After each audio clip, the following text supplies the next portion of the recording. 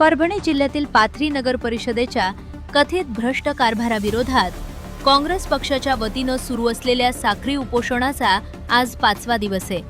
नगर परिषद कार्यालयासमोर सुरू असलेल्या या आंदोलनात काँग्रेसचे नगरसेवक, पदाधिकारी आणि कार्यकर्ते सहभागी झाले असून विविध मागण्यांसाठी प्रशासनाचे लक्ष वेधण्याचा प्रयत्न केला जात आहे। मात्र आंदोलनाची दखल घेतली जात नसल्याचा आरोप करत आंदोलकांनी आपले आंदोलन सुरूच ठेवले। दरम्यान राष्ट्रवादी काँग्रेस पक्षाचे आमदार राजेश विटेकर यांनी उपोषणस्थळी भेट देत आंदोलकांची भेट घेतली। यावेळी त्यांनी आंदोलकांच्या विविध मागण्या आणि नगर परिषदेशी संबंधित समस्यांची सविस्तर माहिती जाणून घेतली। आंदोलकांच्या मागण्यांसंदर्भात आपण थेट मुख्यमंत्री देवेंद्र फडणवीस यांच्याशी चर्चा करणार असून हा प्रश्न मार्गी लावण्यासाठी प्रयत्न करणार असल्याचं आश्वासन आमदार राजेश विटेकर यांनी दिले। आता आमदार विटेकर यांच्या आश्वासनानंतर पाथरी नगर परिषदेतील कथित भ्रष्टाचाराच्या आरोपांवर प्रशासनाकडून काय भूमिका घेतली जाते आणि आंदोलकांच्या मागण्यांवर काय निर्णय होतो याकडे सर्वांचं लक्ष लागले।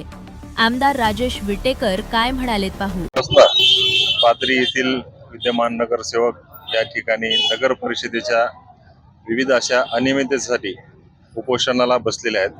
नगर परिषद प्रशासनाच्या वतीने या ठिकाणी झालेली अनियमितता आणि त्या अनियमिततेमध्ये त्यांना जी काही माहिती अवगत करायची होती ती अवगत त्यांना होत नसल्यामुळं ती माहिती घेण्यासाठी ही सर्व मंडळी उपोषणाला बसलेली आहे। या भागाचा आमदार म्हणून, विधानसभा सदस्य म्हणून माझं कर्तव्य या ठिकाणी येणं, त्यांना भेटणं आणि त्यांचे जे काही प्रश्न आहे ते जाणून घेणं, त्यासाठीच आज या ठिकाणी मी आलेलो आहे। सर्वांशी मी भेटलेलो आहे, बोललेलो आहे।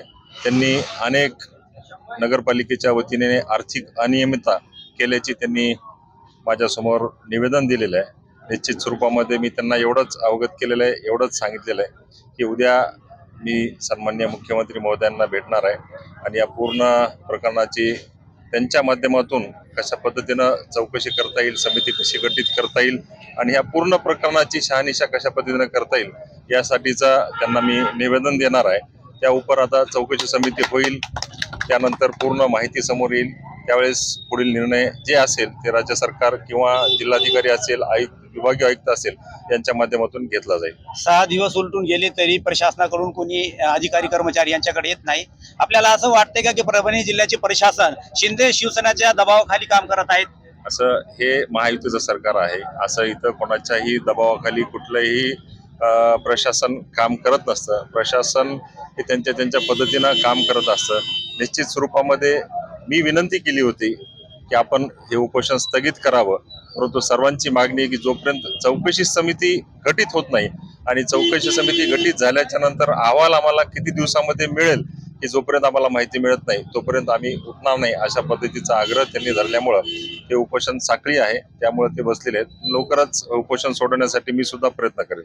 आज शिवसेनेचे आमदार यांनी मागील 25 वर्षाच्या काळामध्ये 243 कोटीचा घोटाळा केलेला आहे। या संदर्भात आपले आमदार विधान परिषदेचे म्हणून, विधानसभाचे आमदार म्हणून काय प्रतिक्रिया असेल आणि उपोषणाला भेट कशी असेल? त्यांनी जो आरोप केलेला आहे त्याची मला कसलीही कल्पना नाहीये।